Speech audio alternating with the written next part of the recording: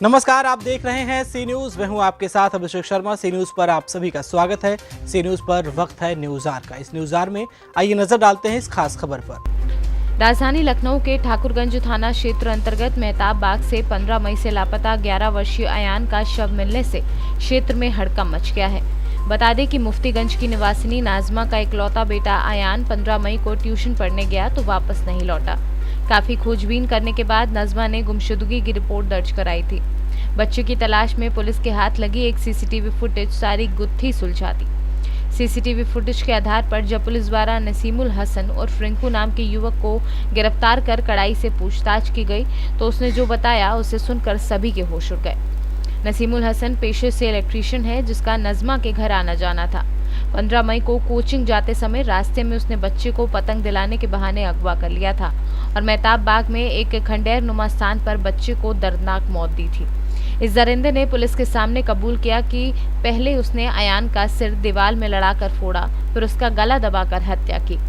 हत्यारे की निशानदेही पर पुलिस ने अयान का शव बरामद कर पोस्टमार्टम हेतु भेजने के बाद आगे की जांच में जुट गई है।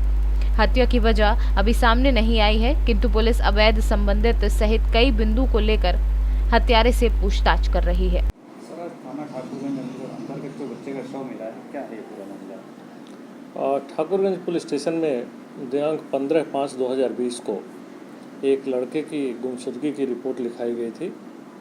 लड़के का नाम अयान, उम्र 11 साल की थी। उसकी मां ने, नजमा जी ने एक कंप्लेन दी थी। जैसे ही कंप्लेन दी तुरंत ही लड़के का फ़ोटोग्राफ ले करके जगह जगह पर जाया गया, लोगों से भी पूछताछ की गई थी। पुलिस की टीम तुरंत लगा दी गई थी और आसपास के सीसीटीवी कैमरे को भी खंगाला गया था।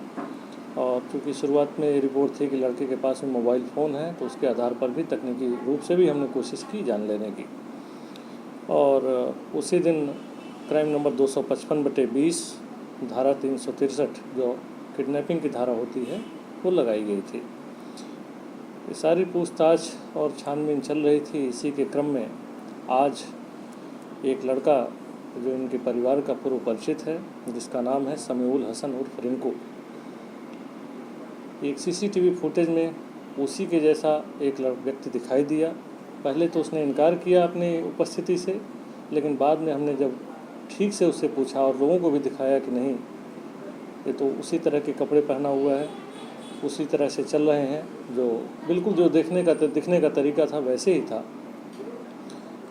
इस पर हमने जब बड़ी सघन पूछताछ की, कड़ाई के साथ पूछताछ की, तो उन्होंने बताया कि हाँ, ये मैं ही हूँ।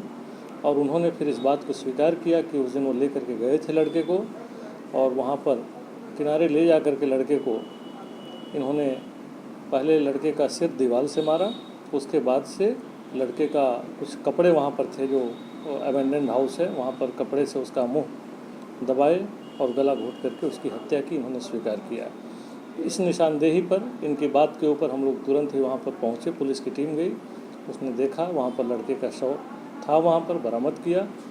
शव बरामद करने के बाद से हम लोग तुरंत ही इसको पोस्टमार्टम के लिए दे रहे हैं, ताकि मृत्यु के जो सही कारण क्या है इस बात का अंदाज़ा लग सके और हम लोग आगे की कार्रवाई कर सकें। इसी के साथ ही आगे की विवेचना हम लोग स्टार्ट किए हुए हैं, ताकि किन कारणों से इसने इस लड़के की हत्या की, इन कारणों के भी हम लोग तफ्तीश कर रहे हैं और जैसे ही कुछ आगे मिलेगा हम लोग आपको सूचित करेंगे। लखनऊ से सी न्यूज संवाददाता शमशाद अली की रिपोर्ट। सी न्यूज के इस न्यूज आर में फिलहाल इतना ही। देश और प्रदेश की तमाम बड़ी खबरों को जानने के लिए आप बने रहिए हमारे साथ और देखते रहिए सी न्यूज। हर खबर आपके साथ, आपके हाथ।